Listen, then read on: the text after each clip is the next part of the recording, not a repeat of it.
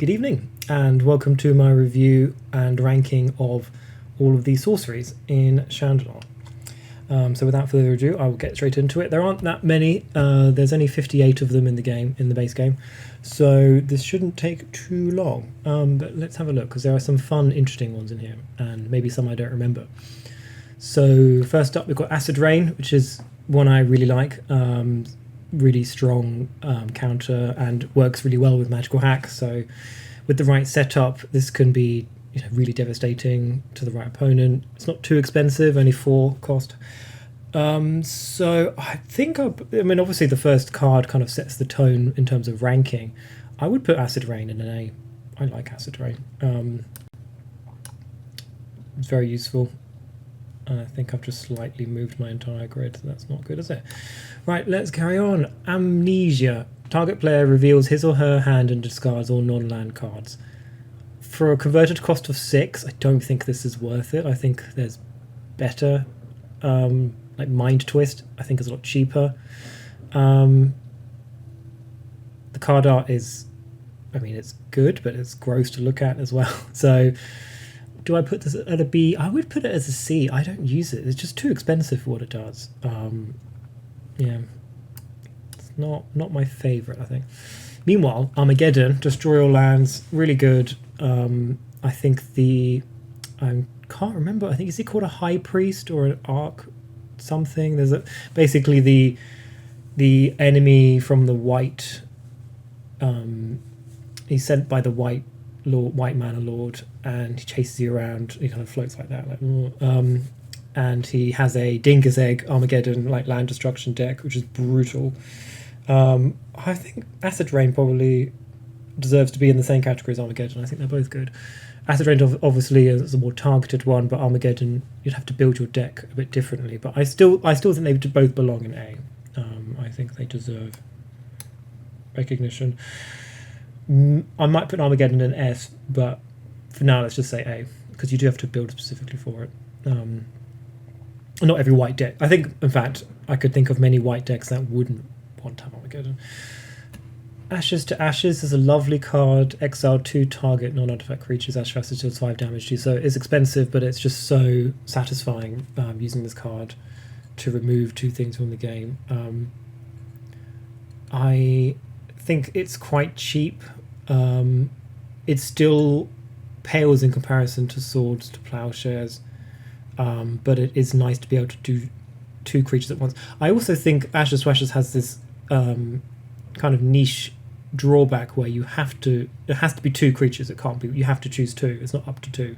So for example, if your opponent controls 1 creature and you control 1 creature, you have to exile your own creature, which is why it probably wouldn't be in the highest tier possible. I would put Ashes to Ashes in A or S. I really like this card. Ashes to Ashes, I'm going to put that in A, and we will see if I change my mind.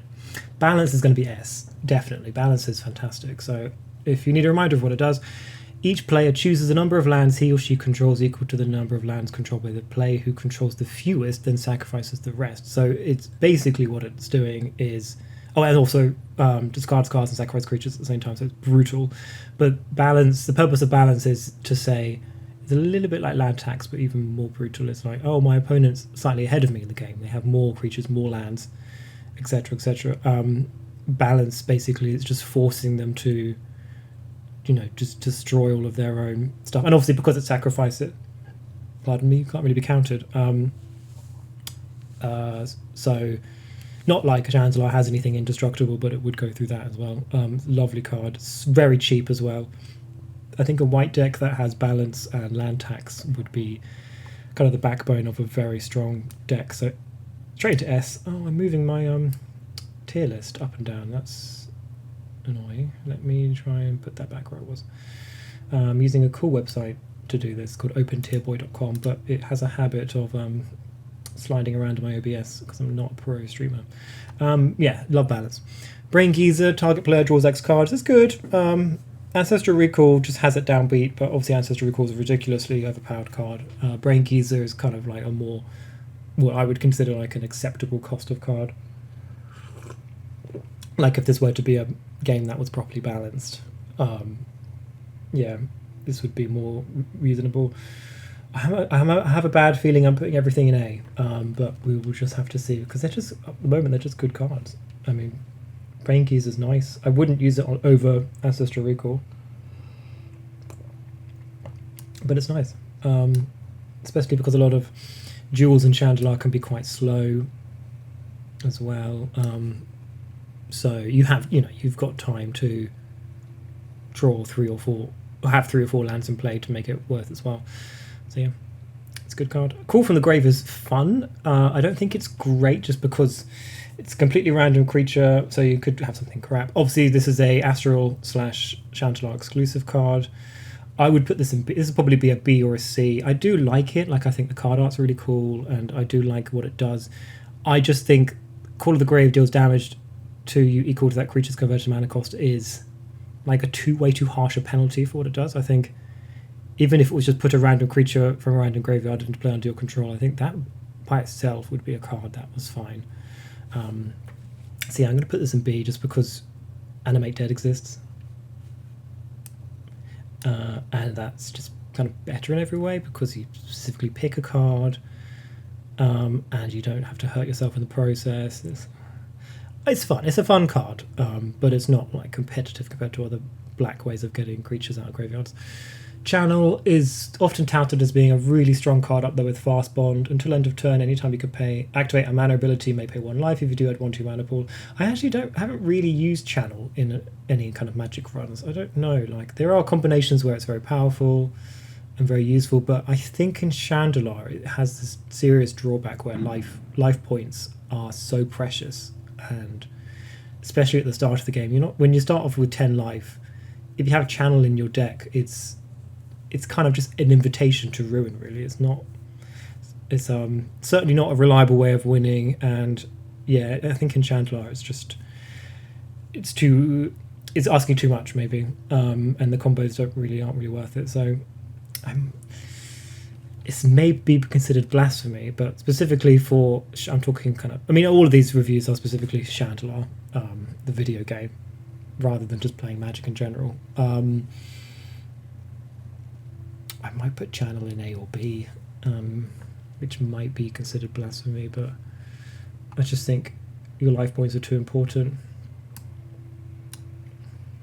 I might change my mind, but I don't know. Cleanse, destroy all black creatures. I think it can be really good and really useful. A or B, though, I'm not sure.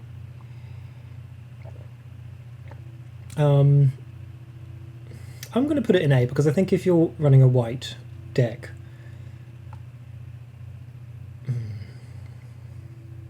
cost of 4, and also it's, I'm just thinking because, I mean, many other times in Shandalar where you might use Cleanse and then they just summon another black creature that surprises you the next turn, so it's not quite a permanent solution in the same way that Circle Protection black is. I think it deserves an A, though. I do like it. I may have to review some of these because I'm putting a lot of them into A. But next one's going to be an S by default. This card is crazy good. I mean, this comes into the argument a bit of how does one play Shandalar, because, for example, and this is maybe controversial as well, but when I play Shandalar, if I lose a duel and lose a card I like, I reload the game. I've never played a Shandalar run where I don't reload it like that. It would be interesting to try, though. But I mean, it can take hours to get to the point where you can get a Mox artifact, and if you just lose that in a duel due to bad luck, it really sucks. It really, really sucks. But anyway, so Contract from Below, the way it works is basically you're always playing for Ante in Magic, or at least the game considers you to. There are certain like one-off monsters on the field sort of thing, like you go to a cave or something and it says, do you want to duel XYZ? Those ones don't have an ante. Oh, then you don't lose any cards if you lose, but they are very few and far between, and for the most part, players or opponents you encounter in the open field or in dungeons or castles will expect to take a card from you.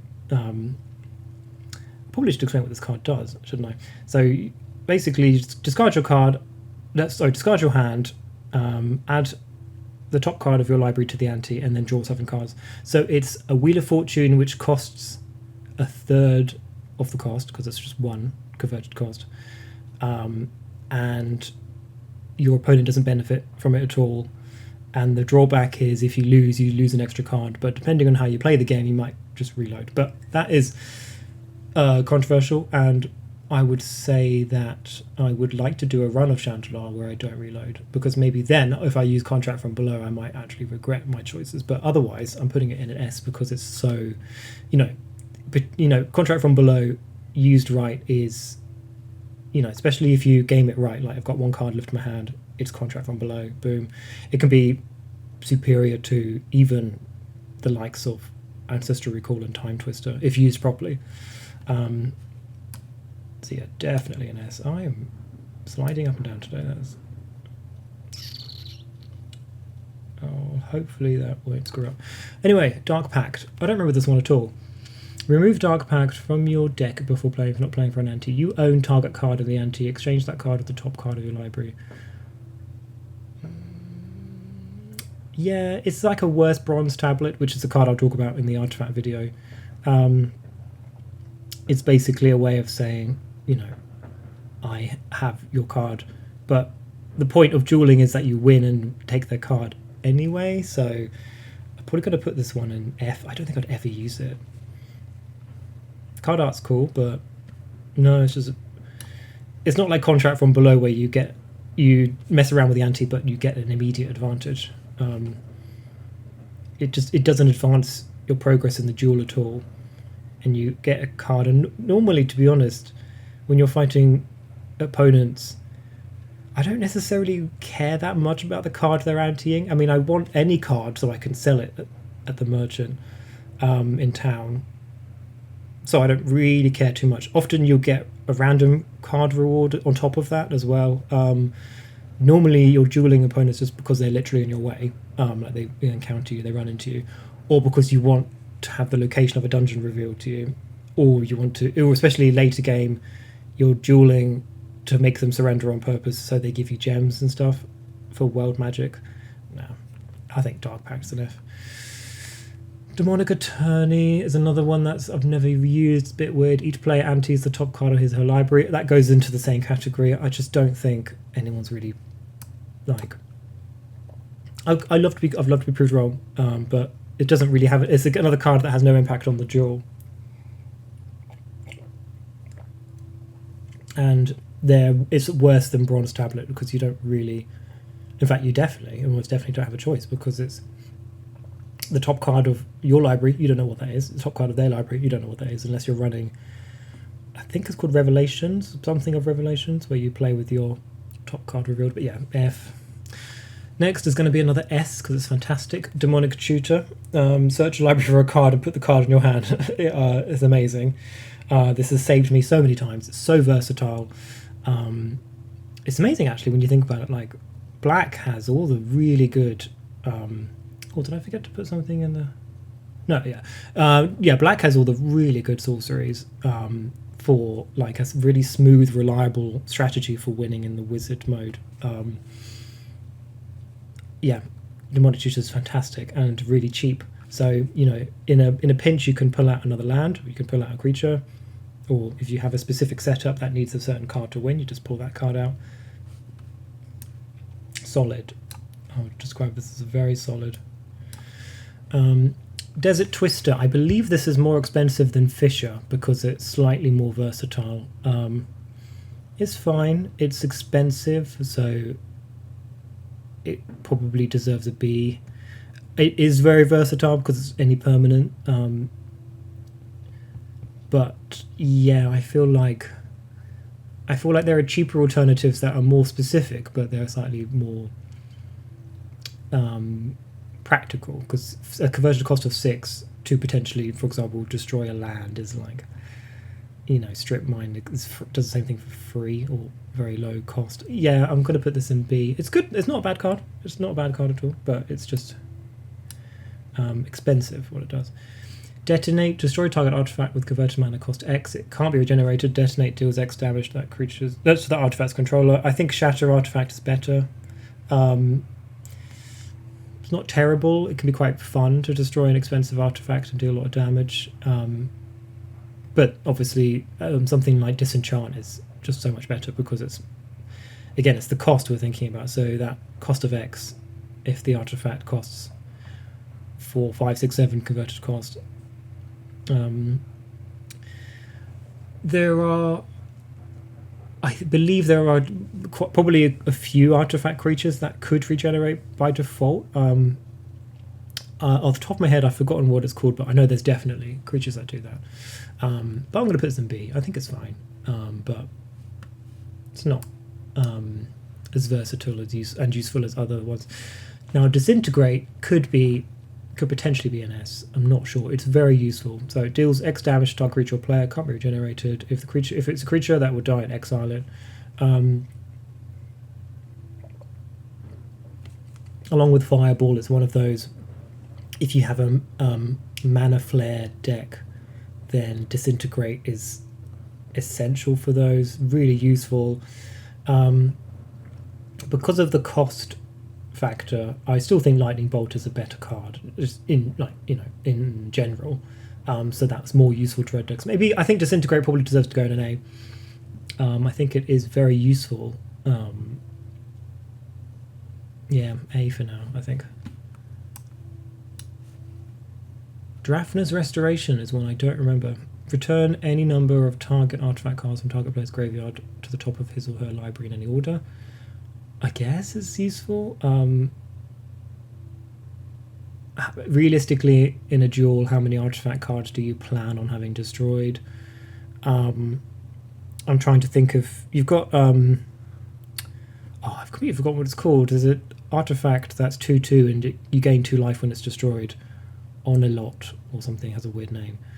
I'm going to put this in B though, because I wouldn't really build a strategy around having my artifacts destroyed. I don't think it's not awful. It's definitely usable and useful, but it's not one I would gravitate towards by default in a blue deck. Drain life is okay. Drain life deals X damage to target creature or player. You gain life equal to the damage dealt, but not more than life than the player's total before drain life dealt damage or the creature's toughness. So yeah, it's basically you would pay X to deal however much, for example, toughness something has, to potentially destroy it and gain life from it. It's certainly worse than Disintegrate, so I'm going to put it in a B. But it is nice for black to have life gaining functionality. The fact that you can only spend black mana on it is maybe a bit prohibitive. I mean, you can easily run a mono black deck and do well for yourself in Shandalar. Yeah, I'm happy with it being in B, I think. Drain power. Target player activates a mana ability of each land he or she controls and puts all mana from that player's mana pool into yours. This one is useful if played right. But it's not one I would naturally want in a blue deck all the time. I feel like you would just have reliable mana sources, because kind of drain power is a little bit situational, and like I need to wait until my opponent has played no cards on their turn in order for all their lands to be untapped, in order for me to be able to use it. So I think it goes a bit into B. I would rather run just... Because the purpose of drain power obviously is to have more mana than you have lands, but I feel like I would just rather have more mana sources. Yeah. Earthquake could be an S. Deals X damage to each creature without flying and each player. I think this probably has to be an S, because it's incredible, especially because it's pumpable with an X. Deals damage to literally everything if used correct. A bit like Inferno, used correctly, it can just end a duel immediately in your favor if played right. And it's a really nice way of sweeping away, like if your opponent summons lots of 1/1s, very quick, cheap way to just wipe them all off the map. Is it an... I'm going to put it in S, but maybe it doesn't deserve an S. I think it does, but I could be wrong.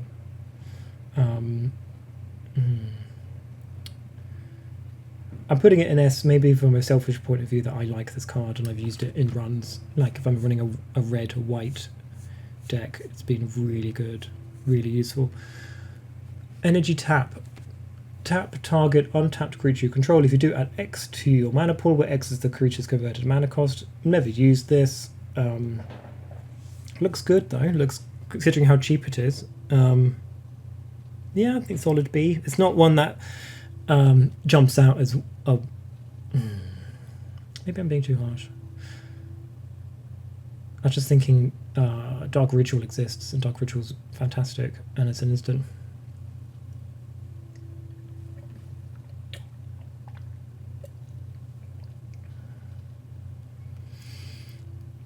I think it could be A. It does seem good. I've just not used it before.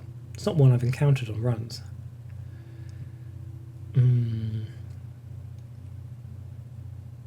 Maybe I'm not qualified to give it a rating because I've never used it. Or maybe I've never used it because it's not very good. But I'm trying to think of blue creatures. You're paying 1 mana to potentially get 3 or 4. I think that's quite good. I'm going to put it in A. Eternal Flame deals X damage to target opponent, where X is the number of mountains you control. It deals half X damage rounded up to you. This is rubbish. It's just convoluted and expensive. And I mean, yeah, it's obviously if you have a huge host of mountains, but if you have a huge host of mountains, you can afford to spend. You can afford to cast a better card. You can afford to cast Disintegrate or Fireball or Earthquake. So I'm going to put this in C. I just think it's if you have enough mountains for this to actually justify what it does, you would cast. You'd have a better card. Fireball is this strong. It's either A or S. I might put it in S only because when you have. Oh no, I'm going to put. Actually, no, I've changed my mind. I'm going to put it in A because.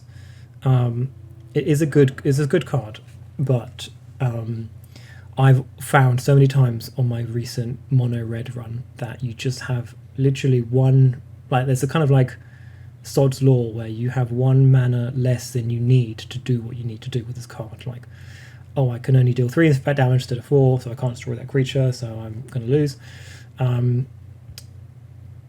It is, yeah, it's a good card for red though. I think it's a solid red card, and it's up there, but it's, yeah, it comes under the category of it needs Mana Flare to fully use. I don't think Heartbeat of Spring doesn't exist in Shandalar, in the default version 1 of Shandalar, but that's a card that is good and would work with it. But yeah, A, but a bit too expensive. Flash Fires is just the red version of Acid Rain, so by default I think it has to go in the same category as Acid Rain. It's good. My only downside is that I quite like running red and white. I think that's a good combination. Hurricane is really good. Really annoying card for me. Always screws me up. It's the flying version of Earthquake, so I think it has to go in the same rank as Earthquake. Yeah, because it is literally the flying version of it. It's really annoying how that's sliding up and down, but it's too late to change it. I'm just going to have to live with it, live with the consequences of my own actions.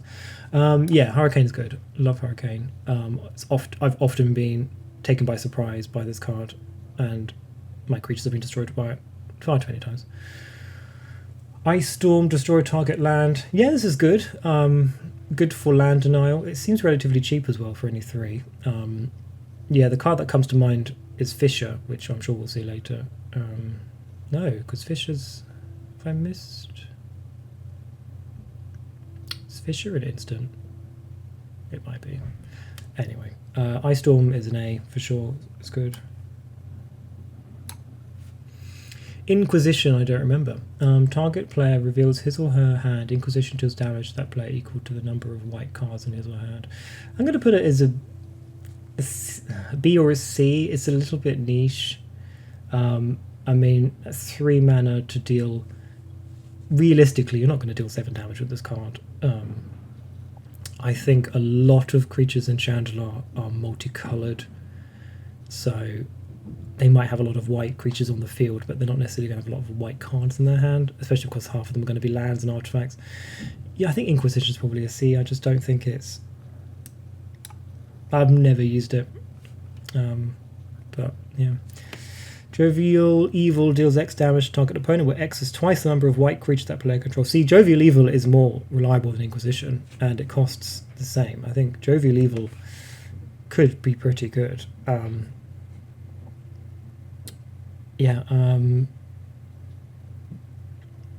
This is certainly a B, not a C. I think that's more practical. Potential candidate for Magical Hack. I mean, no, not Magical Hack. It would have to be the one that changes the colours. Oh no, there's another card that does what I'm talking about, and I've completely forgotten what it's called, but because you've got the card which changes the name of a land, and then you've got the card which changes... It'll come to me.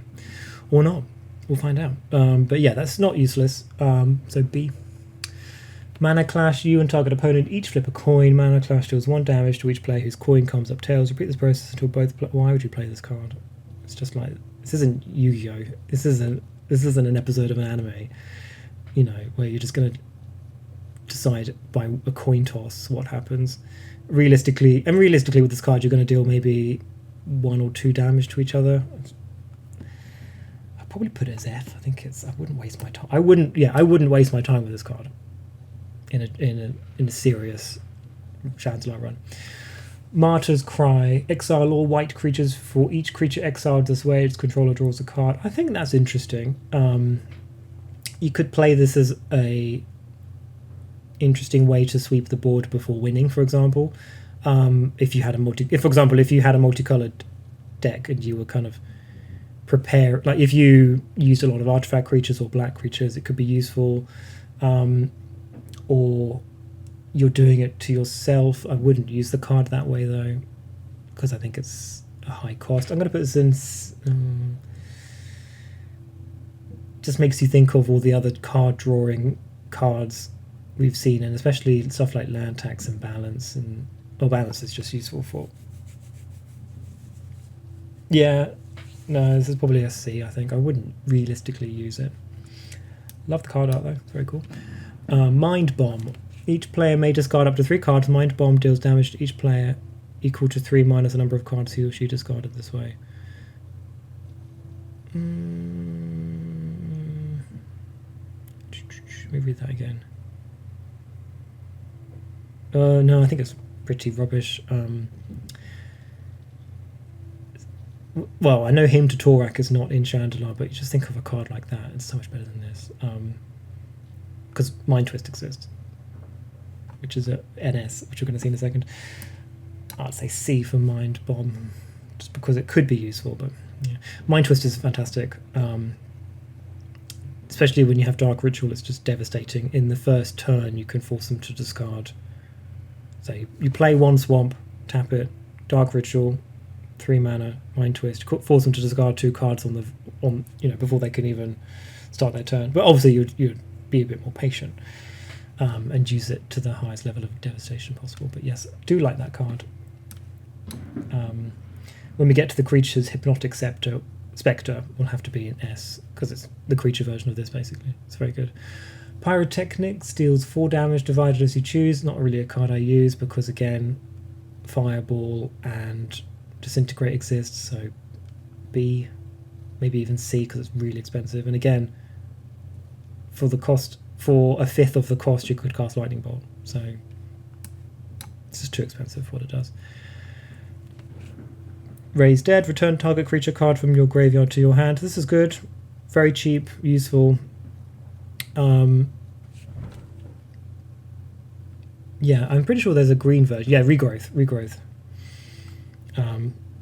Which is the better version of Raise Dead. So Raise Dead, I'd put as an A or B.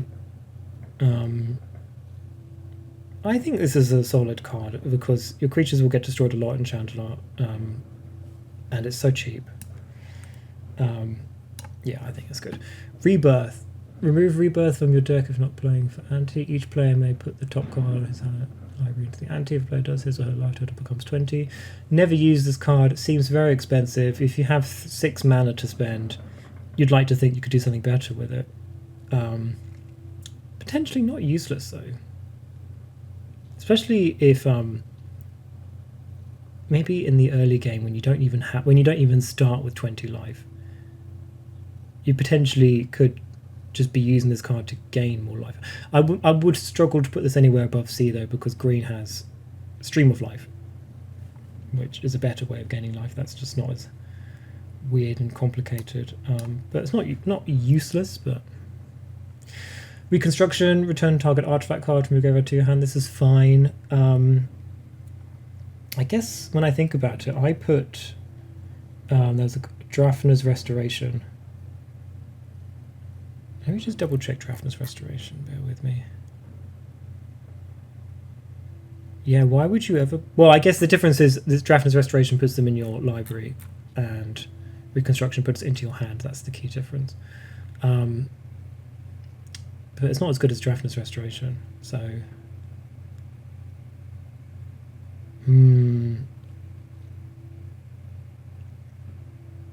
I have not had enough experience of running like artifact decks, I think, in Shandalar, so maybe I'm not qualified. It's really cheap though. I'm going to put it in B. This might be my most controversial list so far. Regrowth, A or S, maybe A. Maybe S is being a bit too generous, but I think Regrowth is really useful.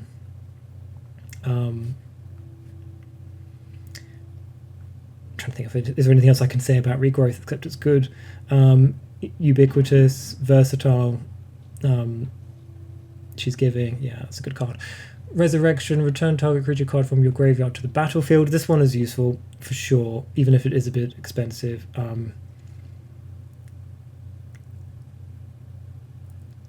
This could be... No, in Shandalar this is really, really useful. I think this is completely justified because you could have a creature that costs a lot more than 4 converted cost that gets lost, and you're essentially replaying the card for a lot cheaper. So I think Resurrection deserves an A. I think it's good. A little bit expensive maybe, but Shatterstorm, destroy all artifacts, can't be regenerated. I think this is a good card. I think the only difficulty is that when I've played mono red decks, I've depended on artifacts because red is underpowered in Shandalar and struggles. I haven't had a lot of luck. It's going to go into B, I think, because I haven't had a lot of luck with mono red that doesn't depend on artifacts in one way or another. But it's nice. The can't be regenerated bit is nice, I guess, but yeah, maybe in Shandalar it's not super useful. Meanwhile, Sinkhole is maybe an S as well. It's very useful. I think it's the same cost as Blight. Maybe Blight's 1 and then 1 black. Can't remember off the top of my head, but I do like Sinkhole. Maybe it will go into a strong A, but yeah, very strong land denial and really cheap. Stone Rain. Oh yeah, so Stone Rain is the red version of Sinkhole, and you can see why does Stone Rain have to cost more? I guess because it's converted. I guess because it's colorless, but mana. But I do think Stone Rain is also good. I'd still put Stone Rain and Sinkhole in the same category. But maybe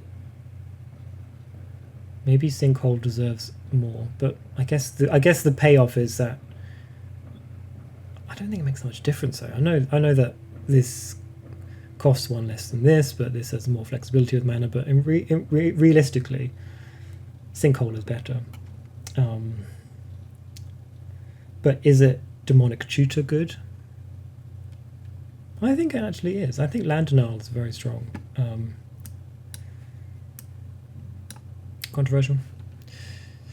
Stream of Life, A for sure, incredibly important. Life gain is essential for keeping, for example, dungeons where life totals carry over. You absolutely need a way to gain life. maybe it's slightly outclassed by Healing Salve, but I still think it's good. Siphon Soul deals 2 damage to each other player. You gain life equal to the damage dealt this way. It's a small amount of damage for a converted cost of 3 when you consider that you could cast Healing Salve and Lightning Bolt for 1 mana each and get better results than this. So Siphon Soul is going to be in a B. Time Walk. Do I need to say anything about this card? It's incredible. Broken, overpowered. You see later versions of similar effects that cost 5 times as much. It's amazing. I would say this is absolutely one of the best sorceries in the entire game. I think Contract from Below is probably the best sorcery I can think of in this game. But Time Walk is for a blue. There is literally no blue deck that doesn't benefit from this, and I would say the same thing goes for Time Twister as well.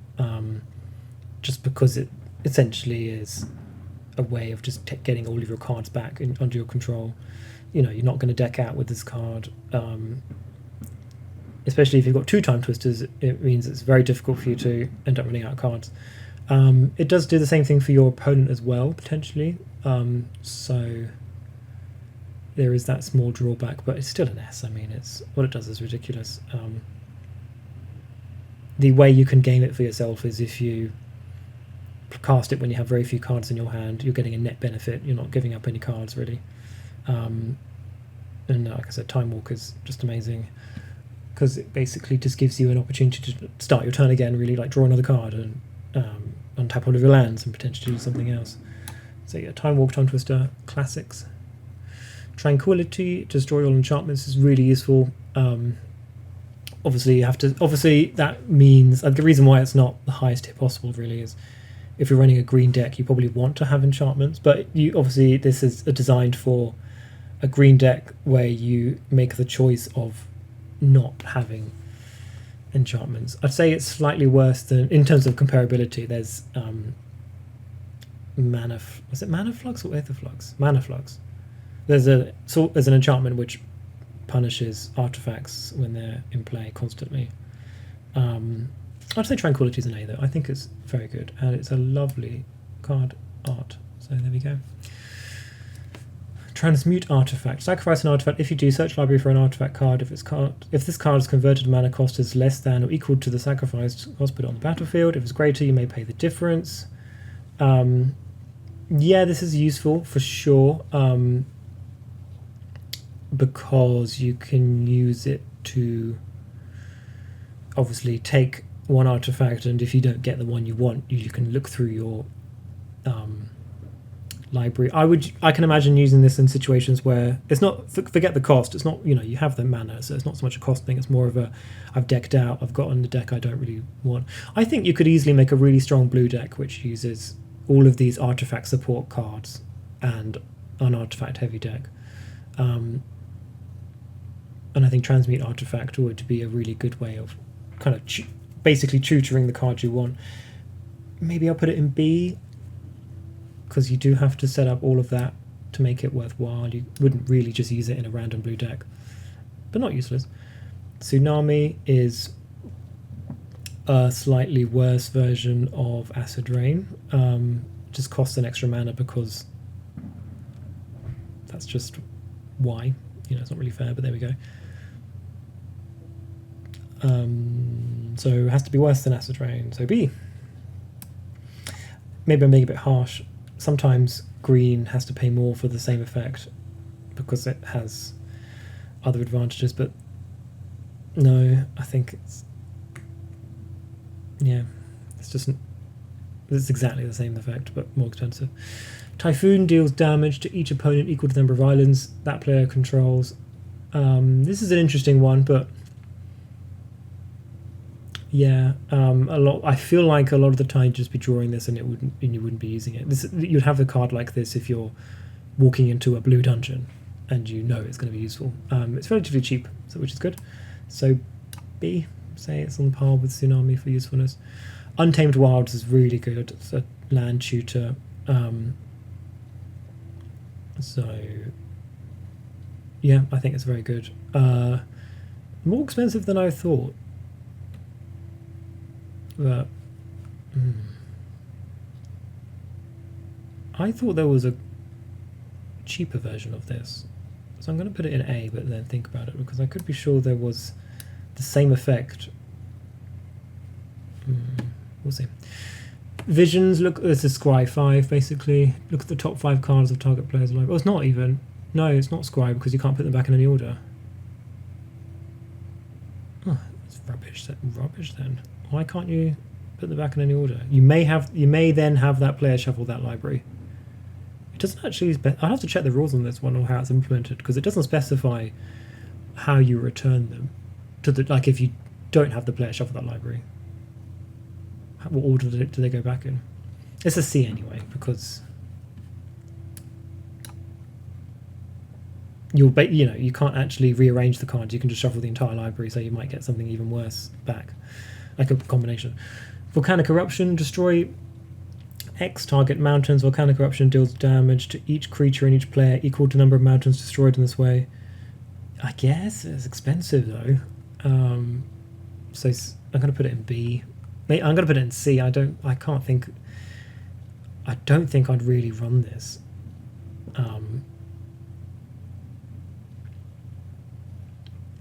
It's a really cool looking card, and the effect is cool. Like, land destruction is cool, but it's only mountains. Yeah, I'm going to put this in B. But it's a card I'd like to try. Wheel of Fortune is probably an S. It's really essential. I know it's not as good as Contract from Below, so maybe putting it in the same category as that's not fair. Maybe in that case it shouldn't be an S, but for red, just being able to draw 7 cards, yeah, I'm going to say it's worse than Contract. It has to be B. It has to be A, not an S. But it's one of my personal favourites. Really useful card and not that expensive. Highly recommended for any red deck. Whimsy. Oh, I forgot. I was supposed to look up what Whimsy does, because there is a list of fast effects that it does. Like, there's a list of cards. Because basically what Whimsy does is it just plays a set amount of other random effects in Shandalar. So I may have to go look that up and then come back with a better answer. But basically it's B. It's fine. It's kind of funny. You can game it a little bit if you have no creatures, a little bit like Orcish Catapult. You just make sure that you have no valid targets for what it's going to do. I think if it's anything like Fairy Dragon, then basically it can play effects which negatively impact you. So it's not a serious card that you'd want to really rely on in a desperate situation. Did I say B or C? I'm going to put it as C. It's just a bit too random, hence the randomness of it. Winds of Change is good. Each player shovels the cards from his or her hand into a library, then draws that many cards. Kind of like a poor man's Wheel of Fortune. I might put this in B. I think a solid B. Maybe A. If you're desperate to not deck out. Yeah, I think that effect is useful. I think it's good. Because, there's nothing more frustrating in Shandalar than just not quite having the right card and losing just out of nowhere. Because, you might have built a good deck, but sometimes fate is unkind. Winter Blast is surprisingly good. The fact it does a flat 2 damage to all the creatures that are tapped, it makes it really cheap. I'd say this is definitely a strong A. Yeah, really, really useful.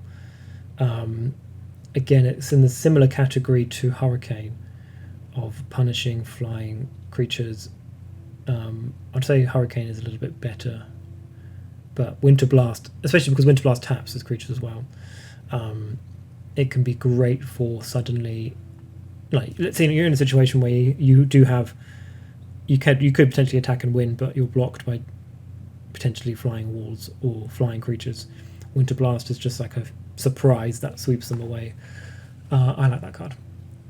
Word of Binding is much worse because it just taps and doesn't really do anything else. I guess it still fulfills the same use case as Winter Blast, but Winter Blast has the permanence of dealing that damage, and it's cheaper. So Word of Binding is probably a B. Not bad, but yeah. Wrath of God is a classic Magic card. I think even people who don't really know the game would know this card. Yeah, I'd say A or S. Maybe A, just because my S tier has got some very, like, kind of like very strong, important cards in it. I'm going to have a little think about these choices I've made, because they are quite controversial, and I will be right back. I draw a card, and then play another mountain. At this point, I'd like to play a forest, because then I could use the green mana to help summon some elvish archers. But I have no forest, so I'll just eye my opponent uneasily and pass control. And now the game gets interesting. So looking at this old forum post, I can see what Whimsy does, and yeah, it's very similar to Fairy Dragon. It just does a lot of random things, normally to creatures, occasionally to players, still keeping it in the same category, I think. And I think I'm probably going to keep everything the way I have it at the moment. Maybe I'm thinking a little bit to myself, like, in that S tier, it almost deserves to have a level on top of that for Contract from Below, Demonic Tutor, and yeah, maybe it's just those two cards are so good. But for now, I'll just keep it as an S. Maybe I'll change my mind in the future, but for now, at least, these are the cards these are how I would divide the cards into these categories.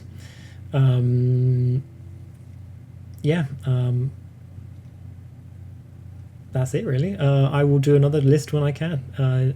Thanks for watching.